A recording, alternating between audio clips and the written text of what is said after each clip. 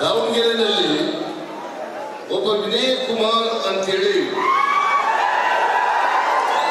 ಚುನಾವಣೆ ನಡೆದಿದೆ.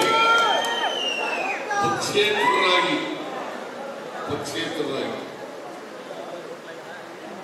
ನಾನು ಅವ್ರಿಗೆ ಅನೇಕ ಸಾರಿ ಫೋನ್ ಮಾಡಿ ಹೇಳಿದೆ, ಬೇಡಪ್ಪ ನಿಂತ್ಕೋಬೇಡ ಎಲೆಕ್ಷನ್ಗೆ, ಇದು ಅಸೆಂಬ್ಲಿ ಚುನಾವಣೆ ಅಲ್ಲ, ಪಾರ್ಲಿಮೆಂಟ್ ಚುನಾವಣೆ, ಪಾರ್ಲಿಮೆಂಟ್ ನಿಲ್ಬೇಡ, ನೀನು ನಿಂತ್ಕೊಂಡ್ರೆ ಅದು ಬಿಜೆಪಿಗೆ ಸಪೋರ್ಟ್ ಮಾಡಿದಾಗ ಆಗ್ತದೆ, ದಯಮಾಡಿ ನಿಲ್ಬೇಡ, ದಯಮಾಡಿ ನಿಲ್ಬೇಡ ಅಂತ ಹೇಳಿದೆ. ನಮ್ಮ ಸ್ವಾಮೀಜಿಯವರು, ಕನಕ ಗುರುಪೀಠದ ಸ್ವಾಮೀಜಿಯವರು, ಅವರು ನಮ್ಮ ಮನೆಗೆ ಅವನ್ನೇ ಕರ್ಕ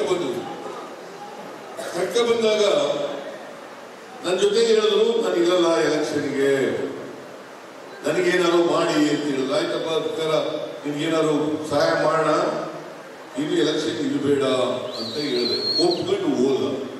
ಇಲಾಖೆ ಓದೋರು ಉಲ್ಟಾ ಆಗ್ತದ? ಇಲಾಖೆ ಉಲ್ಟಾ ಆಗ್ತದ? ಹೇಳಿದ್ದೀವಿ, ಯಾರು ಕುಟುಂಬಕ್ಕೆ ಇರ್ಬೇಕಲ್ಲ, ಉಲ್ಟಾ ಆಗ್ಬೇಕಾದ್ರೆ ಯಾರು ಈ ಕುಟುಂಬಕ್ಕೂ ಅವ್ರಿಗೆ